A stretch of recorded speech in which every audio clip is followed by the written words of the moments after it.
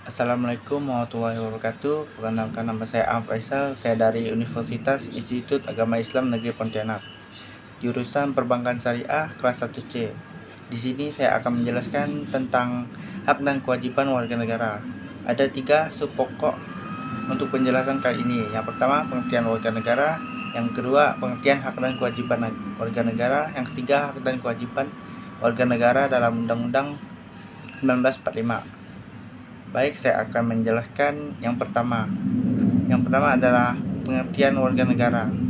Pengertian warga negara secara singkat adalah penduduk dalam sebuah warga negara berdasarkan keturunan, tempat kelahiran, dan mereka mempunyai hak dan kewajiban di negara tersebut.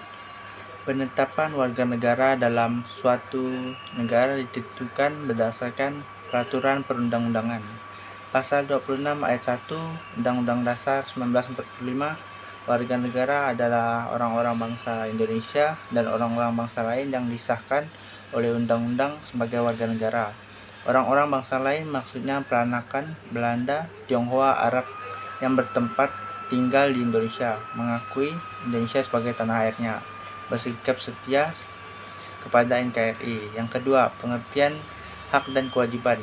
Pengertian hak dapat dipahami sebagai HAM. Undang-Undang 39 1999. HAM adalah seperangkat hak yang melekat pada hakikat dan keberadaan masyarakat manusia sebagai makhluk Tuhan Yang Maha Esa dan merupakan anugerahnya yang wajib dihormati, dijunjung tinggi dan dilindungi oleh negara, hukum, dan pemerintahan, dan setiap orang demi kehormatan serta perlindungan harkat dan martabat manusia.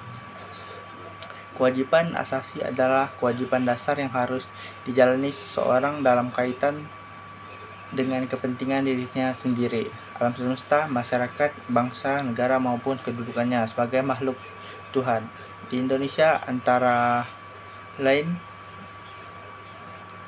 hak dan kewajiban harus dipenuhi warga negara seimbang. Hak diri seringkali dileburkan dalam hak kolektif atau sosial. Di samping hak pribadi, seorang terdapat hak-hak orang lain, sehingga masing-masing individu harus merajak hak individu yang lain, yang kemudian melahirkan kewajiban-kewajiban warga negara. Perkembangan HAM di Indonesia. Pada tahun 1945 sampai dengan 1959, HAM sudah mendapatkan legitimasi yuridis dalam Undang-Undang Dasar 1945. Meskipun belum optimal sepertinya keleluasaan pendirian partai-partai politik. Pada tahun 1959 sampai dengan 1966 terjadi pemasungan hak asasi sipil dan politik sepertinya hak untuk berserikat, berkumpul dan mengemukakan pendapat dengan tulisan. Pada tahun 1966 sampai dengan 1970 muncul gagasan perlunya pembentukan pengadilan HAM.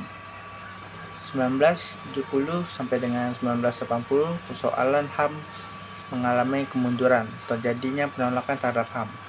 Pada tahun 1990 pemerintah membentuk Komnas HAM.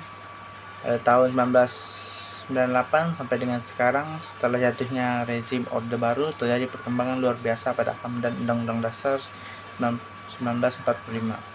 Yang ketiga, hak dan kewajiban warga negara menurut Undang-Undang Dasar 1945. Yang A. Hak warga negara. Pengaturan hak warga negara diatur dalam Undang-Undang Dasar 1945 pasal 28A sampai dengan 28J. Hak asasi pribadi, kebebasan berpendapat, kebebasan beragama, kebebasan bergerak, dan lain-lain. Hak asasi ekonomi, hak memiliki hak manfaat, hak membeli, hak menjual, dan lain-lain. Hak asasi sosial dan kebudayaan, mendapat pendidikan, mengembangkan kebudayaan, dan lain-lain. Hak asasi prosedural, mendapatkan keadilan, peradilan, perlindungan. Hak asasi prosedural, mendapatkan keadilan, peradilan, perlindungan, dan lain-lain. Hak asasi politik, memilih, dipilih, berorganisasi, dan lain-lain. Hak asasi dalam perlakuan yang sama, hukum, pemerintah, dan lain-lain. B. Kewajiban warga negara. Pengaturan kewajiban warga negara diatur dalam Undang-Undang Dasar 1945 pasal 27, 28, 30, dan 31. seperti membayar pajak, menjunjung hukum dan pemerintahan, menghormati HAM orang lain, tunduk kepada ketetapan undang-undang, ikut serta dalam usaha pertahanan dan keamanan negara, melaksanakan sistem pertahanan dan keamanan rakyat semesta, mengikuti pendidikan dasar, taat kepada negara. Pembicaraan mengenai hukum negara dan warga negara. Pembicaraan mengenai hubungan negara dan warga negara, apakah negara yang melayani warga negara atau sebaliknya, dapat merujuk pandangan para pemikir. 1. Kaum pluralis atau Hobbes John Locke. Masyarakat yang mendahului dan menciptakan negara, sehingga negara harus tunduk pada masyarakat. Kaum Marxis Antonio Gramsci. Dominasi kekuasaan ada pada negara. Negara merupakan institusi yang dilakukan kaum borjuis untuk menjalani kekuasaan yang baik.